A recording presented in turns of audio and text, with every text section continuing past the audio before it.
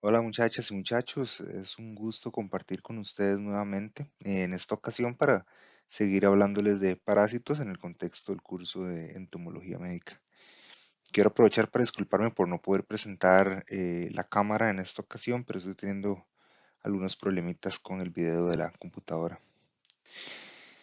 Muy bien, bueno, al hablar de parásitos, los mosquitos son importantes como vectores de algunos de estos y epidemiológicamente hablando, en nuestro país, los mosquitos en su rol de vectores son más importantes cuando hablamos o cuando nos referimos a algunas virosis. Sin embargo, en el caso particular de los parásitos, por ejemplo, la malaria es una enfermedad contra la que se sigue batallando en algunas regiones y en el caso de la filariasis, a pesar de que ya no somos un país endémico, para este cuadro sí requiere de vigilancia y cautela.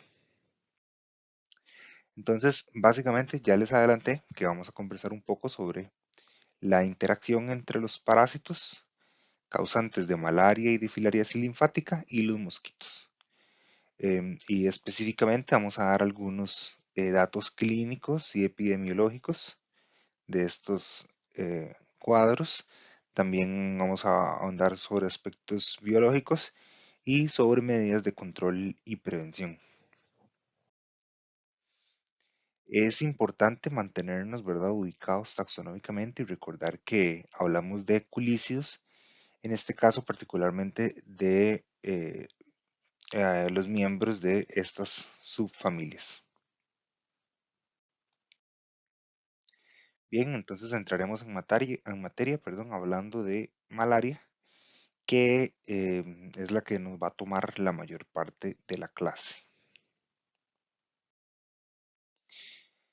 El paludismo o malaria es causada por un parásito protozoario apicomplejo del género Plasmodium, que es a su vez transmitido por su único vector, que son los mosquitos hembra del género Anopheles, que son quienes acarrean y permiten su desarrollo mediante un patrón ciclo propagativo de su ciclo de vida.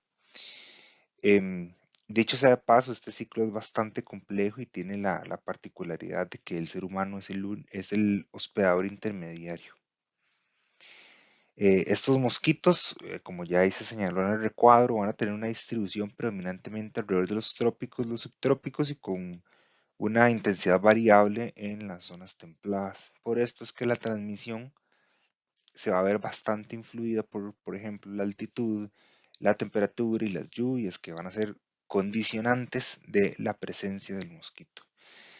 De hecho, ya las temperaturas, por ejemplo, inferiores a 20 grados Celsius no permiten el desarrollo del parásito en el vector. Las características morfológicas y biológicas de los anofelinos, yo sé que ya ustedes las han repasado, pero acá traeremos a colación algunas características importantes en el contexto de la transmisión de malaria, sobre todo relacionadas a su comportamiento. Entonces, para que sepan de qué vamos a hablar alrededor del mosquito específicamente. Con respecto al parásito, como ustedes no han llevado proto, entonces es relevante que sepan que, por ejemplo, para Plasmodium existen más de 100 especies que pueden infectar no solamente mamíferos, sino también pueden afectar aves y reptiles. Sin embargo, se reconocen 5 especies como patógenos del ser humano, que son Plasmodium falciparum, Plasmodium vivax, Plasmodium ovale, Plasmodium malaria y Plasmodium knowlesi. Y este último es el único de transmisión zoonótica. Los demás son de transmisión antroponótica. En el caso de Plasmodium falciparum y Plasmodium vivax están resaltados porque estas dos especies constituyen ellas juntas casi el 100% de los casos que se han visto en Costa Rica en los últimos años. Y el que predomina es Plasmodium vivax. Y ahora lo vamos a ver un poquito. Entonces, la enfermedad que causa este parásito, ¿verdad?, la malaria como tal, se caracteriza por la manifestación de anemia y ciclos febriles, em, acompañados de cefaleas, calofríos, mialgias, artralgias, tos, náuseas, etcétera. Y estas fiebres que se dan en ciclos em, tienen que ver con una liberación de parásitos y de toxinas por la ruptura de los eritrocitos que estos parásitos están invadiendo, ¿verdad? Que es más o menos lo que se intenta representar en esta fase eritrocítica del ciclo de vida del parásito. Em, si bien las fiebres se dan en ciclos, estos ciclos o la duración, por ejemplo, estos picos febriles, va a depender de la especie. Incluso pueden ser un patrón irregular, no tanto como de cada 48 horas o cada 72 horas, sino que puede ser un patrón irregular, como es el caso de Plasmodium falciparum. Y dicho sea de paso, Plasmodium falciparum es quien causa el cuadro de mayor gravedad y de mayor mortalidad.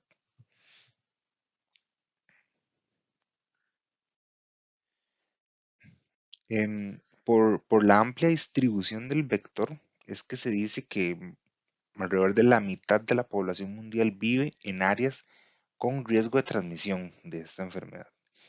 Y es muy relevante que los niños pequeños, las mujeres embarazadas y los viajeros que son procedentes de regiones sin paludismo o sin malaria son quienes son más propensos a enfermar gravemente.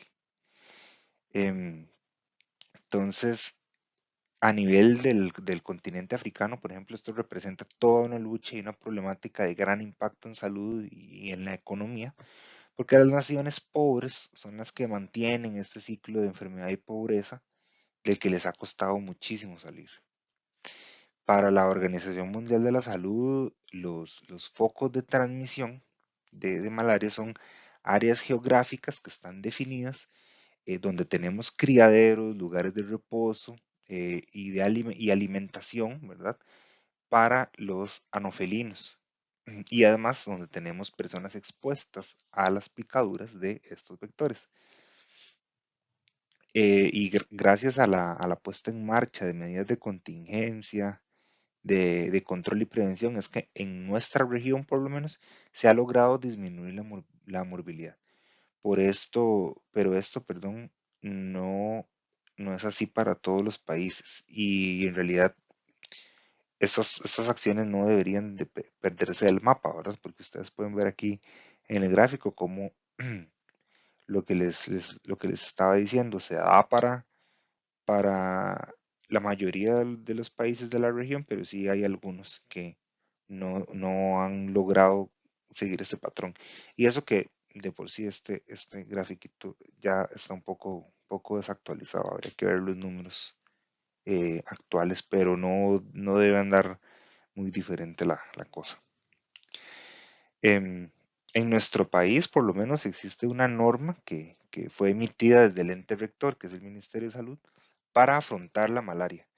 Y en esa norma se describen algunos términos que hay que conocer y diferenciar.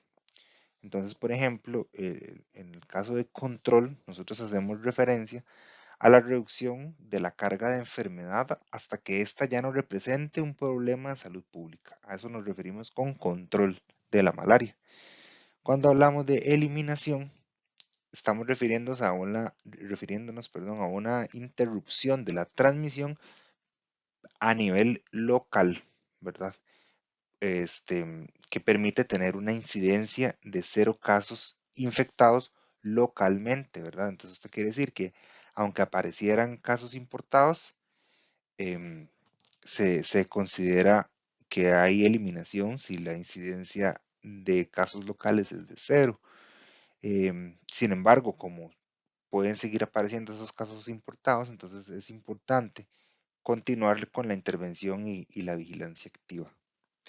Mientras que ya en el plano de la erradicación, ahí hablamos también de una incidencia 0, pero a nivel mundial.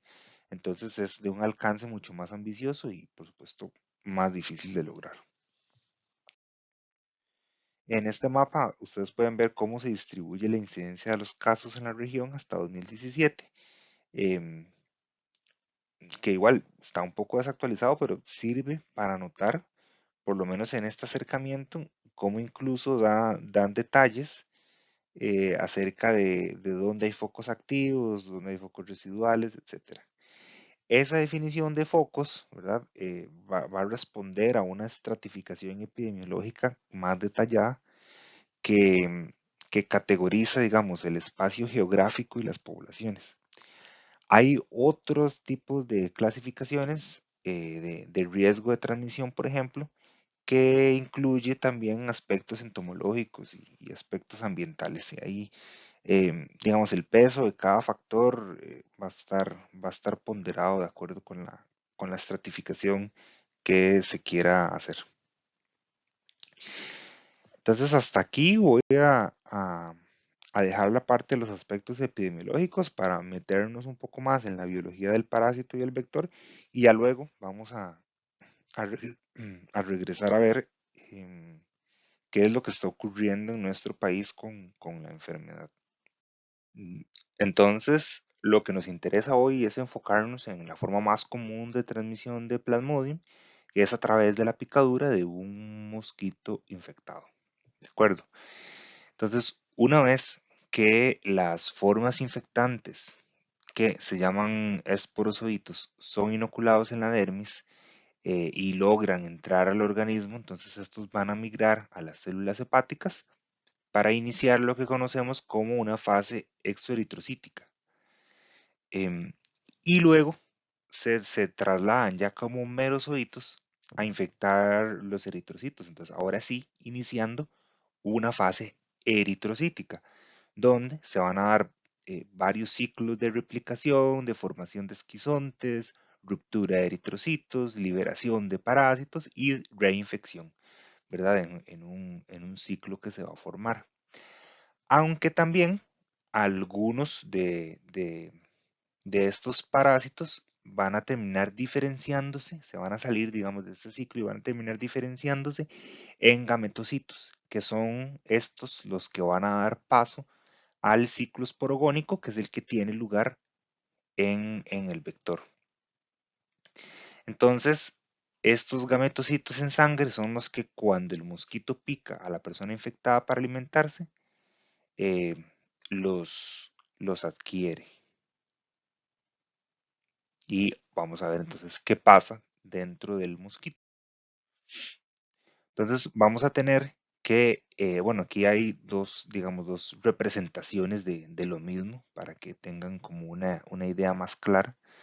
Entonces, eh, estas formas sexuadas del parásito, los gametocitos, van a pasar al intestino. Obviamente, también puede traerse, digamos, junto con el blood meal que le llaman, esa ingesta de sangre, puede traerse otras formas que son asexuales, pero esas formas eventualmente van a ser eliminadas. Entonces, es en el intestino medio propiamente donde los micro y macro gametocitos se van a encontrar con un microambiente que va a tener condiciones distintas a las del ser humano, porque en el mosquito se encuentran, por ejemplo, con un pH más alcalino y una temperatura más baja. Entonces, esos estímulos van a inducir la exflagelación del microgameto, que es el que va a fertilizar el macrogameto y entonces se va a dar la formación del cigoto.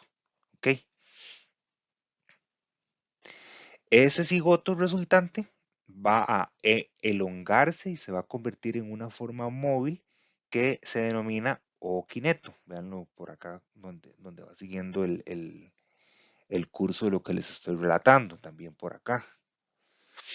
Entonces se va a convertir en un oquineto que al cabo más o menos de 24 horas, ¿verdad? Un día después de la ingesta de sangre, ya ha migrado a través de la matriz peritrófica, vean que estábamos ubicados en intestino medio, va a migrar a través de la matriz peritrófica y del epitelio intestinal para volverse esférico y formar un oquiste que se va a alojar en la membrana basal de la pared externa de ese intestino, o sea, del lado del hemocele.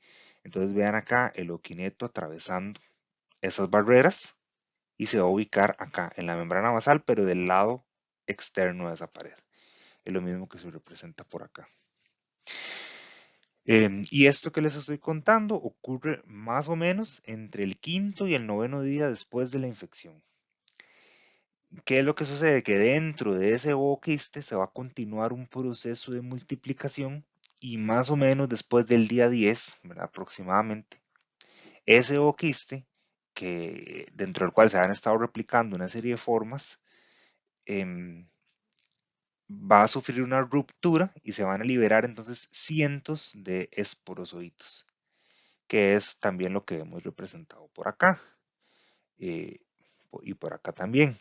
Y vean el curso que van a seguir esos esporozoitos. Lo que sucede es que esos, ese montón de esporozoitos son llevados eventualmente hasta las glándulas salivares a través de la hemolinfa. ¿Por qué? Porque ellos entran en circulación abierta, pero hay un flujo hacia la parte anterior a través del vaso dorsal, que es el que los deja cerca de las glándulas salivales.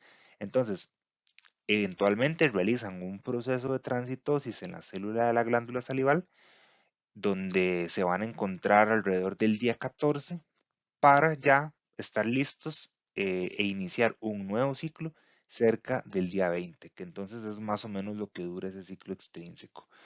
Entonces veanlo acá, igual los esporozoitos salen, eventualmente se topan con las células de las glándulas salivales y ya quedan, digamos, dentro de esa cavidad para eventualmente ser la forma infectante para el ser humano.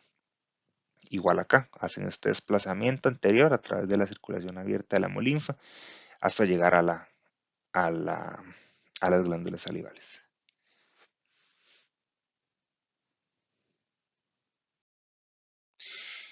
Em, Como ya les mencioné, la etapa de multiplicación más importante dentro del vector básicamente corresponde a la formación de esos esporozoitos a partir del ooquiste. Entonces se habla en promedio de que se pueden formar unos 1500 esporozoitos a partir de un solo ooquiste. Y de hecho en investigaciones que se han hecho se han encontrado en las glándulas salivales hasta 5000 o 6000 esporozoitos. Sin embargo, sí les menciono que las investigaciones también han demostrado que esa relación entre la carga de oquistes y la de esporozoitos no es tan clara. Y también en modelos animales se ha visto que no necesariamente esa carga tiene que ser muy alta para generar infección. Entonces es un tema que todavía está en estudio.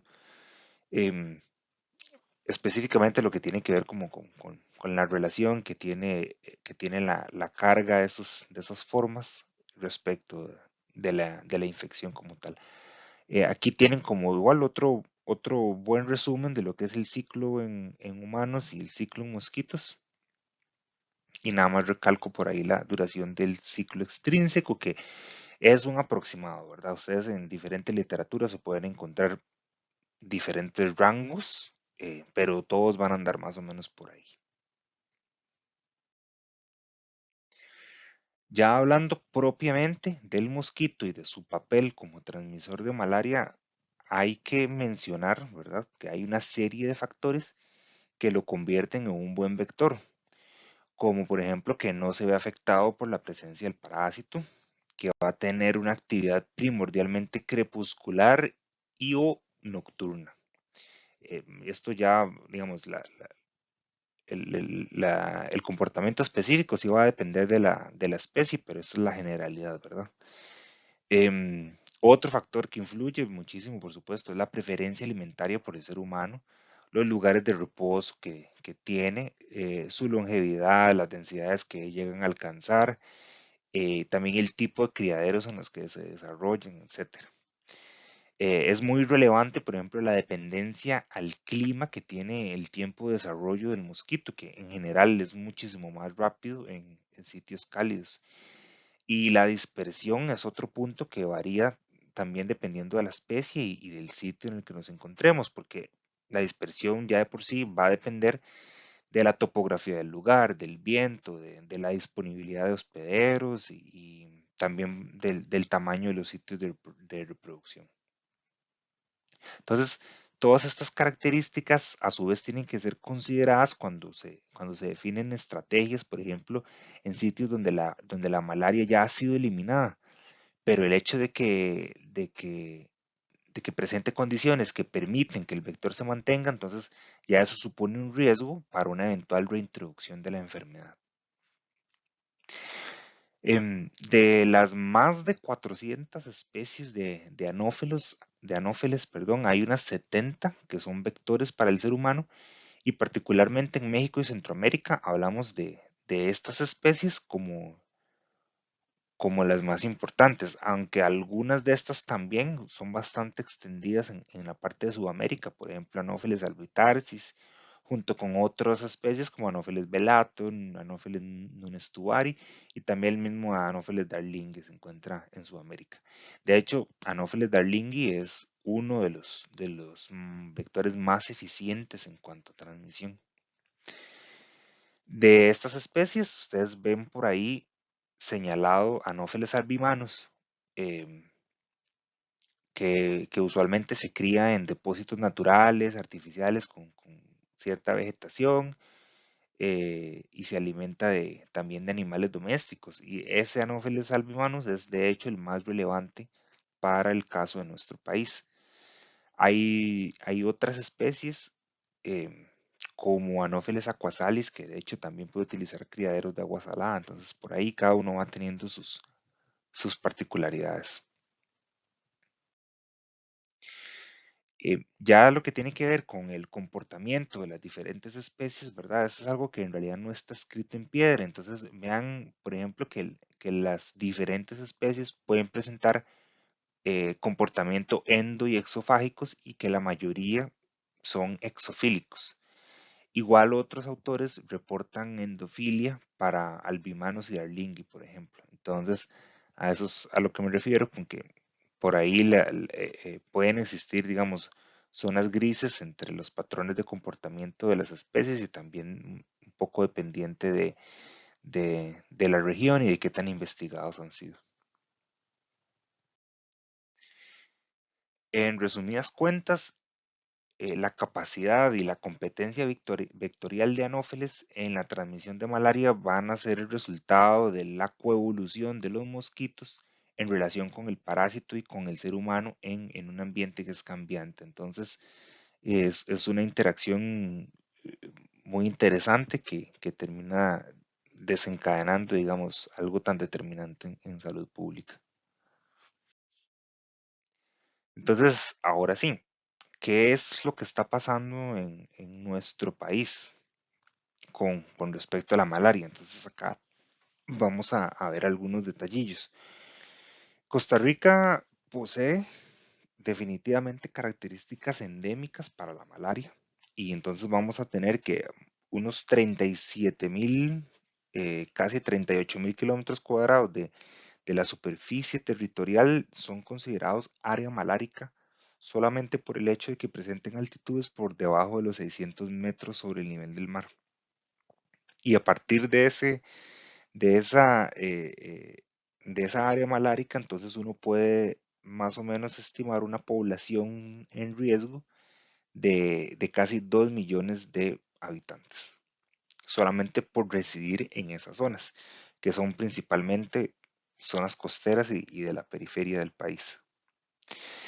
Por aquí también les dejo el detalle de uno de los indicadores más importantes, eh, digamos, cuando se habla de la malaria desde el punto de vista epidemiológico, que es el IPA, el índice parasitario anual, que básicamente es una incidencia, como ustedes pueden ver acá. La evolución de la malaria en Costa Rica se puede definir como en cuatro grandes periodos. El primero, que tenía una mayoría de casos que se ubicaban en la región costera del Pacífico y que estaban asociados por ahí a cultivos de arroz y banano. Ya después de los 70 hubo un incremento de casos en la norte del país, pero ya el índice parasitario anual bajó bastante. Ya después, entre 1991 y 2008, ya con el desarrollo de las bananeras en la región Huetar Caribe y en Sarapiquí, eso propició, digamos, la inmigración de trabajadores, y que hubiese una intervención ambiental importante. Y eso disparó los casos, ¿verdad? Como ustedes pueden ver acá, y también el IPA aumentó. Y digamos, en este periodo, uno de los brotes más importantes fue uno que se dio en Matina entre 2005 y 2006, que se logró controlar por dicha gracias a la atención de los casos y a que hubo una muy fuerte capacitación de personal técnico en entomología para poder hacer búsqueda activa de criaderos. Ya a partir de 2009 iniciamos una etapa de baja transmisión y para 2013 voy a leerles textualmente que con un índice parasitario anual de 0.003 por 1000 habitantes, ya Costa Rica había logrado disminuir un 75% de los casos y entonces era declarada Costa Rica en ese momento en fase de preeliminación. En un par de años después, digamos, a esa declaratoria en 2013, la situación seguía parecida, aunque con algunos casos por ahí que estaban apareciendo.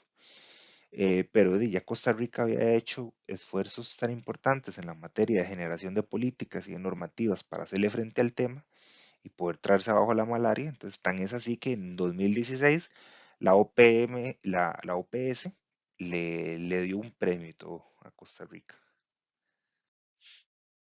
Entonces, ese plan para eliminar la malaria es de hecho todo un lujo y está sentado sobre pilares fundamentales. Pero a pesar de ese buen panorama que venía presentando el país, sí se ha venido experimentando un aumento de los casos totales, que por aquí se los puse como un superíndice, ¿verdad? Para que vean cómo han ido aumentando los casos. Y de hecho, de esos casos totales, digamos, de entre 2016 a 2018, ya habían 86 que eran autóctonos, o sea, ya no estábamos lidiando solo con casos importados o que eran traídos de Nicaragua y de otros países. Em, y esos casos autóctonos estaban asociados, eso sí, la mayoría al cordón fronterizo norte del país, principalmente los cantones de Pocosol, de Cutris y de los Chiles, de ahí donde básicamente explotó toda esta situación de la minería ilegal en Cruzitas y que se sumó al tema de la precarización laboral por las piñeras, ¿verdad? Por el monocultivo. Entonces, ya para 2017, el Ministerio de Salud estaba declarando una alerta sanitaria por malaria en Costa Rica. No sé si lo recordarán, porque en realidad es algo relativamente reciente. Por aquí ustedes ya tienen, digamos, un mayor detalle del aumento de los casos desde 2010 hasta este año, que pude por ahí encontrar el dato de la semana epidemiológica número 15, que es como por ahí de marzo. Entonces, por ahí de marzo de este año, se tenían ya 20 casos totales, ¿verdad? Em, por ahí el acceso a estos datos a veces no es como uno vamos, no es lo fácil que uno quisiera, pero bueno, está bastante completo. De hecho, ya más recientemente, ya se han visto casos no solamente en los distritos que les mencionaba antes, ¿verdad? Sino también en otros como Aguasarcas, Monterrey, siempre en la zona norte, incluso fuera de la región Huetar Norte, como en Siquirres, en Limón, en Punta Arenas hasta en Chomes en algún momento. Me parece hace un par de años hubo como 4 casos por allá. Esos datos que son publicados por la Dirección de Vigilancia de la Salud del Ministerio de Salud son claros indicando que la mayoría de los casos son autóctonos, seguidos de los importados y de los introducidos, y que más del 90% de esos casos autóctonos son por Plasmodium vivax. Incluso creo que casi más del 95% de los casos son por Plasmodium vivax. Y parece que hay una tendencia, digamos, todos los años es similar, donde los picos de los casos se dan a inicio y al final de la época lluviosa, más o menos.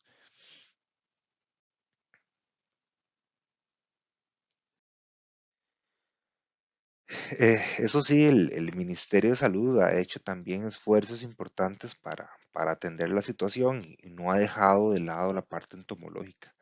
Entonces, siento que de hecho ha podido determinar, por ejemplo, que la mayoría de hábitats larvarios del vector son sitios abiertos, soleados, eso sí pueden ser de origen natural o creados por el hombre, digamos.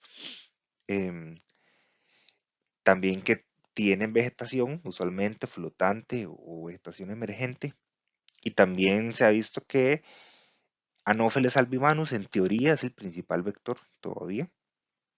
eh, y que la mayor actividad del mosquito se encuentra aproximadamente entre 6 de la tarde y 8 de la noche. Eh, y la picadura del mosquito se da predominantemente en el intradomicilio. Entonces esto ha variado con respecto a lo que se ha visto en periodos anteriores, pero eso es lo que se sabe de lo que está sucediendo actualmente. En términos de control, el diagnóstico temprano y el tratamiento rápido son, bueno, es uno de los ejes, digamos, esas dos vertientes en conjunto es uno de los ejes más importantes de la Estrategia Mundial de Lucha contra el Paludismo, que es una estrategia impulsada por la Organización Mundial de la Salud. Y eso implica hacer pruebas de diagnóstico rápido en campo para poder dar tratamiento ahí mismo. Pero igual, desde el punto de vista del vector, la vigilancia entomológica no se debe dejar de lado y todavía se puede echar mano de indicadores como la densidad eh, de formas inmaduras de adultos, la tasa de picadura y los ensayos de susceptibilidad y de resistencia a insecticidas siguen siendo herramientas valiosas. Entonces, porque todos estos indicadores eventualmente eh, o definitivamente complementan desde la parte de monitoreo e investigación a las demás actividades que tienen que ver, por ejemplo, con rociado intradomiciliar, donde lo que se usan son químicos con efecto residual, o también a los mosquiteros impregnados con insecticidas, usualmente son piretroides. Claro, digamos que siempre hay que valorar el uso de esas herramientas. El rociado intradomiciliar, por ejemplo, en la región de las Américas se ha visto que su uso o su implementación ha disminuido con el pasar de los años, digamos, desde el inicio del 2000 hasta acá. En realidad, en la mayoría de países ha disminuido, pero Costa Rica más bien ha tendido a aumentar su implementación. En el caso de los mosquiteros tratados con insecticidas, sí es muy importante, digamos, valorar su utilidad. eh, y también siempre contemplar que digamos, por ejemplo, en países africanos el uso de los mosquiteros es muy extendido porque usualmente se llevan a cabo campañas muy fuertes de distribución. Entonces, digamos, es otro de los aspectos, ¿verdad?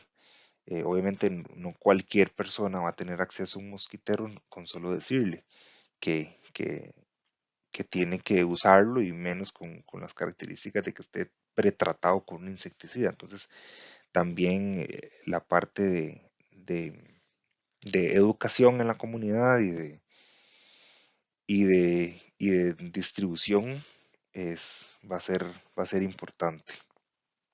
Y bueno, como les acabo justamente de mencionar, esa inclusión de la comunidad en las estrategias de control va a ser siempre una herramienta que es muy valiosa, no solo por el tema de educación y participación, para poder eliminar posibles criaderos, eh, sino porque, digamos, todo lo que, todas las actividades que conllevan ordenamiento ambiental van a aportar en ese sentido.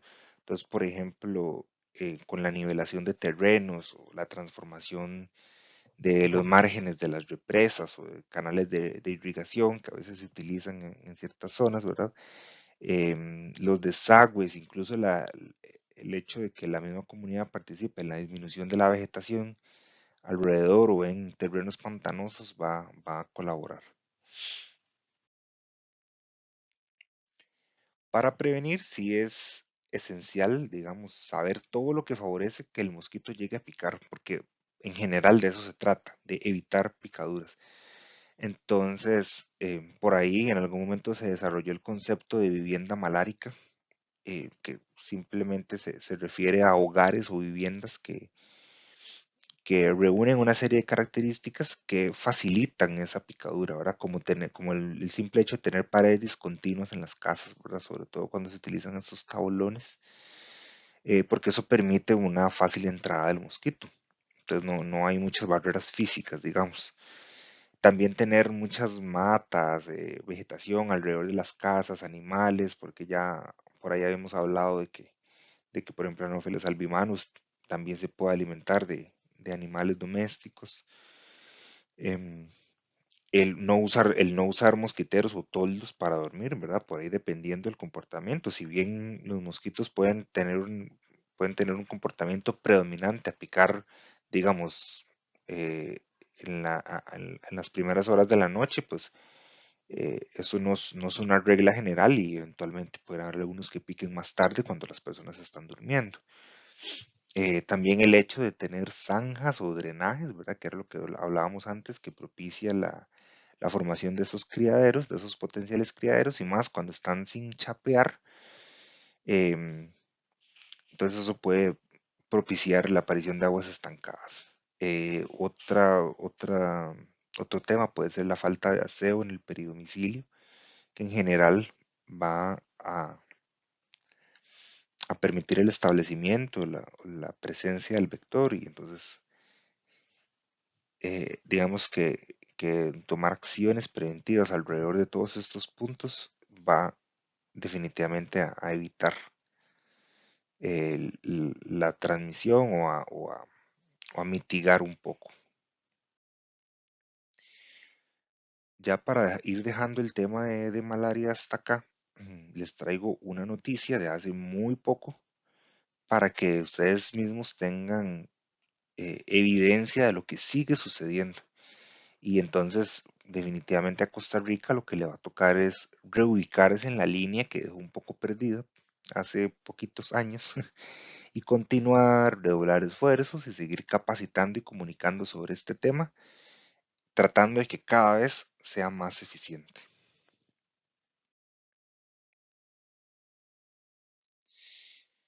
Y ahora, eh, no queda mucho de la clase, pero entonces vamos a pasar a hablar del otro parásito que también es transmitido por mosquitos y que en este caso se trata de un nemato. La filariasis es un cuadro que es generalmente asintomático, pero en un pequeño porcentaje de las personas que lo padecen sí puede haber manifestaciones importantes, ¿verdad? Por las alteraciones que causa el parásito a nivel del sistema linfático. Entonces, esas manifestaciones se pueden presentar por medio de linfedemas en las extremidades. Se puede conllevar a un engrosamiento de la piel, que es lo que genera lo que se conoce como elefantiasis. También puede haber hidrocele y eosinofilia pulmonar tropical. Algunas de esas manifestaciones son de hecho desfigurantes y causan bastante estigma social en las zonas en donde es un poco más prevalente. Y de hecho la infección como tal también puede generar daño renal y alterar el sistema inmunológico.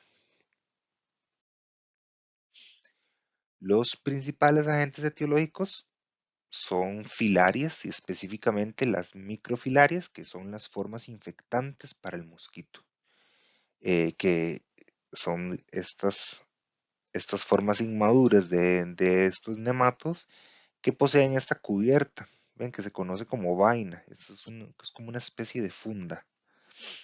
Y las especies más importantes van a ser Buckereria bancrofti, que va a tener una distribución principalmente en África y también un poco en las Américas, así como en algunas partes de Asia y de la Polinesia.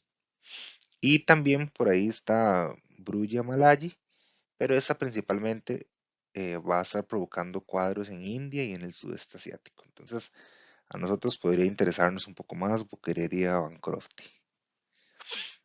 Eh, con respecto al vector, sí hay más de 100 especies de mosquitos que pueden transmitir la filariasis, pero los más importantes van a ser los culícidos y particularmente de género Culex, al menos para lo que nos concierne a nosotros acá en nuestro país. Sin embargo, la filariasis también puede ser transmitida por otros mosquitos como anofelinos y otros de los géneros Aedes y Mansonia, pero eso ya en otras latitudes. Em, es interesante también mencionarles que no hay reservorios animales, entonces esto quiere decir que el parásito se desarrolla básicamente entre en mosquitos y el ser humano. Ya cuando uno quiere estudiar un poquito el ciclo de vida en el vector, vamos a tener que el, la seguilla de pasos va más o menos de esta forma. Vamos a tener que el mosquito ingiere las microfilarias que se van a encontrar en circulación en el momento en que pican, ¿verdad? Esas microfilarias se van a mover por el esófago hacia el intestino del mosquito y acceden a la hemolinfa penetrando la pared intestinal. A lo largo de ese proceso, las microfilarias van a ir desenvainando. Recuerden que ellas estaban en algo llamado vaina, ¿verdad? Que es como la funda que les presentaba en la diapositiva anterior. Entonces, a lo largo de ese proceso, en intestino y en hemocele, ellas van a ir desenvainando y van a llegar hasta migrar a los músculos torácicos. Y todo esto les va a tomar alrededor de unas 24 horas. Una vez ahí, se van a desarrollar y van a pasar por dos mudas. Primero, se van a cortar y ensanchar, eh, siendo que así van a formar la larva L1. Ya al cabo del séptimo, entre el quinto y el séptimo día, ya pasan a ser L2, que son las formas más activas, digamos, unas formas larvales más activas, y eventualmente llegan a alcanzar la fase L3, que son las larvas del tercer estadio, y esto se consigue por ahí del día 10-11 más o menos. Luego, ellas van a migrar por la cabeza hacia la proboscis del mosquito, y de ahí entonces van a ser capaces de ser infectantes para el hospedador mientras el mosquito esté en su proceso de ingesta de sangre, ¿verdad? Esas larvas L3 pueden permanecer vivas y activas por hasta 45 días más o menos, o hasta que el mosquito muera, ¿verdad?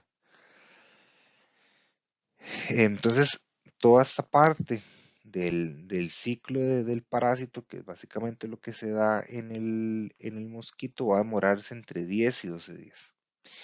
Ya después, cuando el mosquito llega y pica al ser humano, esas larvas que estaban en la proboscis se mueven hacia la superficie de la piel y entonces algunas logran encontrar eh, alguna abrasión que haya así a nivel de piel para poder pasar al sistema linfático del nuevo hospedero. Con esto lo que quiero decir es que ellas no son inoculadas activamente, sino que ellas, digamos, migran y buscan el sitio en el que puedan ingresar al organismo.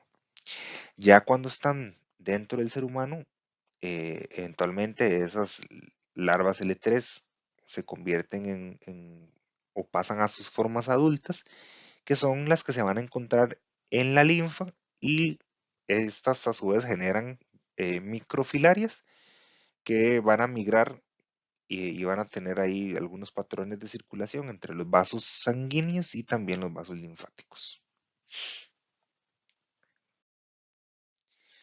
Sin embargo, esto último que les estaba comentando se da bajo un comportamiento particular que tiene que ver con lo que se conoce como periodicidad nocturna, que se da alrededor entre 10 de la noche y 4 de la mañana. Y lo que sucede con la periodicidad nocturna es que de día la mayoría de microfilarias se encuentran en los vasos sanguíneos que irrigan los pulmones, pero de noche, ellas circulan en sangre periférica y vasos linfáticos. Entonces, ustedes podrían asumir que para que un mosquito adquiera la infección, este mosquito tiene que tener un comportamiento que sea compatible con esta periodicidad nocturna y entonces alimentarse de noche, que es justo lo que se muestra en este gráfico de doble escala, ¿verdad? Donde se evidencia cómo conjuntamente se da el pico de microfilarias en circulación periférica y también la tasa de picaduras por persona. Entonces esto sucede, digamos, como al mismo tiempo porque tiene que ser coincidente.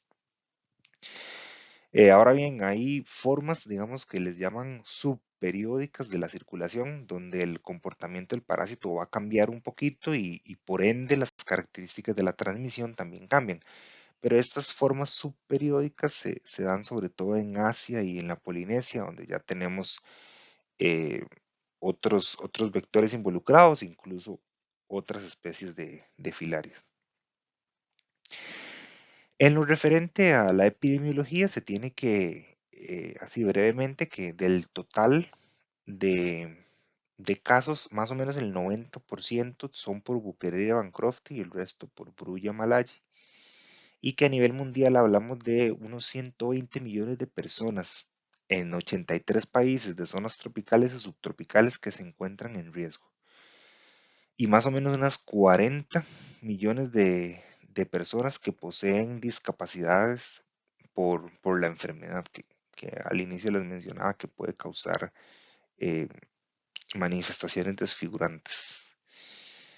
Ya en la región de las Américas, hablamos de unos 12.6 millones de personas en riesgo, siendo que todavía Haití, República Dominicana, la Guyana y Brasil son territorios endémicos para este cuadro.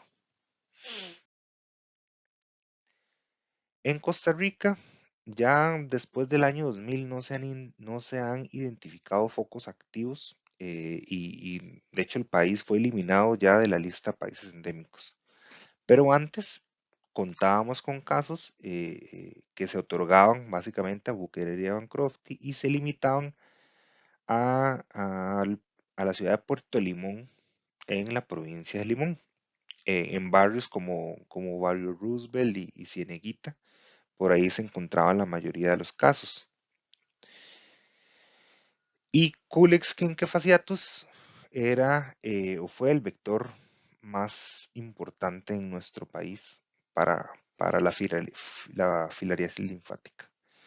Y de hecho, coincidentemente con lo que mencionábamos antes, este mosquito posee un comportamiento nocturno, además de que utiliza criaderos de agua contaminada con detritos orgánicos, que es una de sus características, ¿verdad?, más importantes, y que lo asocia de hecho con procesos de urbanización y de drenajes inadecuados, sobre todo en zonas pobres. Entonces, por la falta de pavimentación, de alcantarillado, por el hacinamiento y la acumulación de aguas residuales, y se propicia la formación de sus sitios de cría.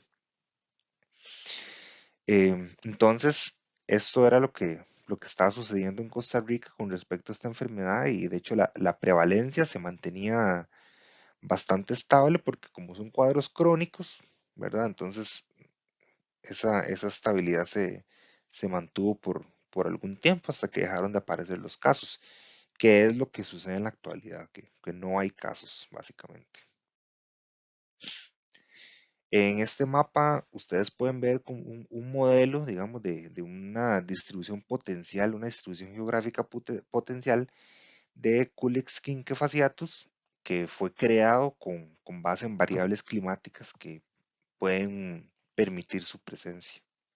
Esto es porque en este estudio básicamente estaban, digamos, tratando de visualizar cómo el cambio climático podía afectar la distribución de específicamente Culex fasciatus, y que viéndolo en su rol de vector, eh, pues, pues merece atención porque si su distribución geográfica se puede ampliar, esto quiere decir que va a haber mayores zonas em, en riesgo de que se restablezca, digamos, una transmisión de esta enfermedad que puede ser transmitida por este mosquito. En cuanto a las estrategias de prevención y de control, básicamente estas medidas lo que van a buscar es mantener, número uno, la población de mosquitos en unas densidades aceptables, eh, ya sea por control químico contra los adultos o también contra las larvas, por ejemplo usando temefos o desreguladores del crecimiento en criaderos. También se trata un poco de minimizar ese contacto, ¿verdad?, entre el mosquito y el hospedero vertebrado, de mejorar la disposición de aguas residuales, eliminar criaderos, promover lo que es la educación comunitaria, aunque también se puede meter, digamos, dentro de este listado la implementación de estrategias complementarias, como pueden ser la administración masiva y simultánea de algunos medicamentos en sitios donde haya una alta prevalencia de la enfermedad. Ya para terminar, solamente me gustaría recalcar que aquí hoy hemos estado hablando de enfermedades y de problemas de salud pública que son problemas reales y que, como ustedes han visto y podrán investigar también por su propia cuenta, son enfermedades que siguen afectando a las personas aún hoy, cuando muchas creen que algunas enfermedades parasitarias ya no existen en una realidad alternativa que se han creado, ¿verdad? Pero precisamente esa línea de pensamiento solamente responde a un discurso social de exclusión de las poblaciones más vulnerables, que son esas poblaciones que están en riesgo de padecer y de perpetuar ese ciclo de enfermedad y pobreza que los afecta. Entonces, digamos que en aras de tratar de eliminar ese discurso, se conmemora por ahí el Día de la Lucha contra las enfermedades tropicales olvidadas o desatendidas. Y yo nada más los quiero invitar y hacer que ustedes reconozcan que como educandos y como personas que están recibiendo formación en salud y formación sanitaria, si se quiere, tienen básicamente la obligación ética de no continuar con la sistematización de la desatención de estos cuadros. Y por tanto, es importante que se sigan estudiando, es importante que se sigan diagnosticando porque son reales y porque afectan. Eh, y hasta acá la clase, yo de verdad les agradezco la atención, yo espero que haya sido de provecho y cualquier cosa les dejo por ahí el correo por si tienen alguna duda, alguna queja, alguna inquietud. Listo, jóvenes, espero que les esté yendo muy bien en el semestre y en los cursos que les quedan.